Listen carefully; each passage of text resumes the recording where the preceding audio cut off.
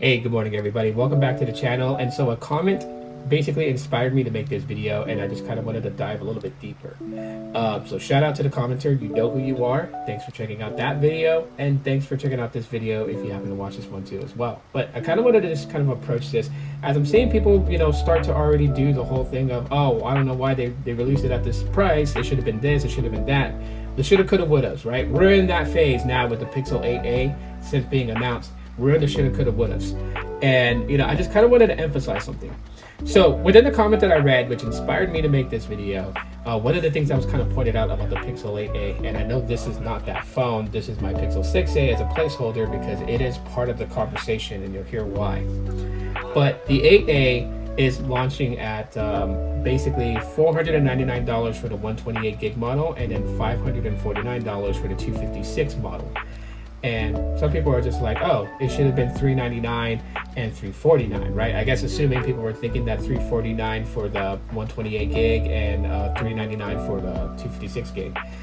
And okay, I'm not gonna argue, right? If you can get the phones cheaper without needing a sale, like, hey, that's more power to us. That's always great. Why not? I would love to have the Pixel 8a at that price, but that's not the reality of things. It's really not. When you kind of think about it, so first of all, to compare an old flagship like an iPhone 11 or an iPhone 10s or whatever, and how well they perform today in 2024, and to say, well, because they still perform good, that the 8a should be, as cheap as them. It's not how it works. Right? And you got to remember, the iPhone 11, the iPhone 12, the iPhone 10s, those things, when they first launched between a price of $700 to $1,000 a price. That's when they first launched. They're only $200 now because it's been years, right? Like the iPhone 11 is, about 5 years old. That's 5 years ago.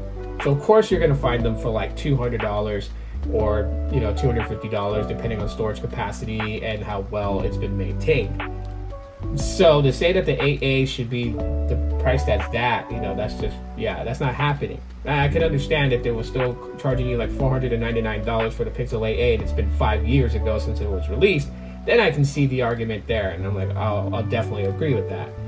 But aside from the fact of comparing it to an older flagship device that still runs smoothly today in 2024, I think it's also the misconception with these devices, right? The tensor-based Pixel A series. That's the 6a to the 8a.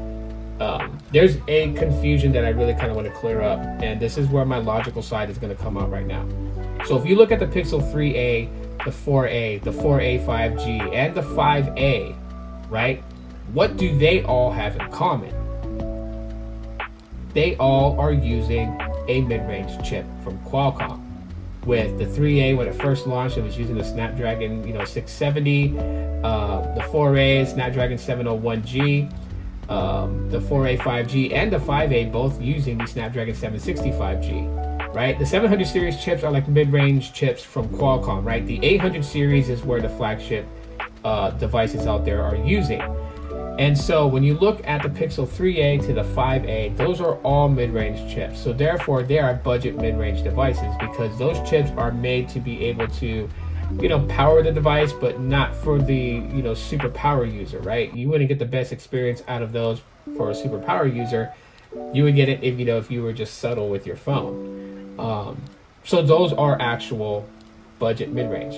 The tensor chips that are in the 6a, the 7a, and the 8a, I hate to bust people's bubbles, but they're the same chips you find in the flagship devices of those generations. The same chip in the 6 is in this 6a. The same chip that's in my 7 is in my 7a.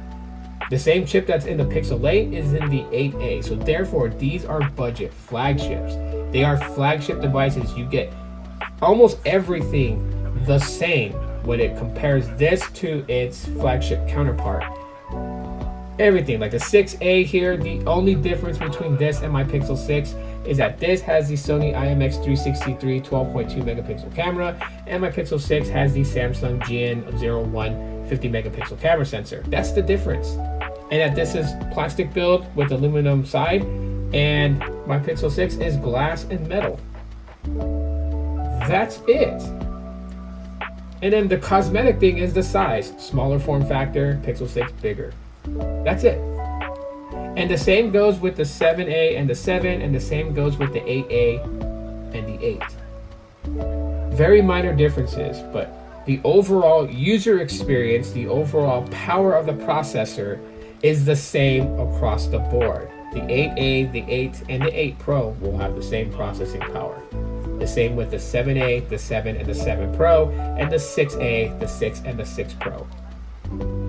So, yeah, while I would love for a device to be super cheap, I don't look at this as in they're supposed to be budget. Budget to an extent, but not budget like budget, mid-range, budget. These are budget flagships. It's about time people start kind of looking at it from that context. You don't have to take my word for it. Just put the specs down on sheet and tell me if you find 100 things different between them. And you won't. You'll maybe find like 1, 2, 3, or maybe 4, 5, or 6 things. But you're not going to find like, over 20 things different between them. Because they are pretty much the same. It's just packaged differently and able to cut corners and able to make it more affordable. Some people don't want to spend $700 for a new Pixel 8, but they'll definitely spend $500 for that, So yeah, I just wanted to make this quick video just kind of pointing that out. But that's just my thoughts. What are your thoughts, opinions, questions, emotional outbursts? Drop them in the comment section. Smash the like button, and thanks for checking out today's video.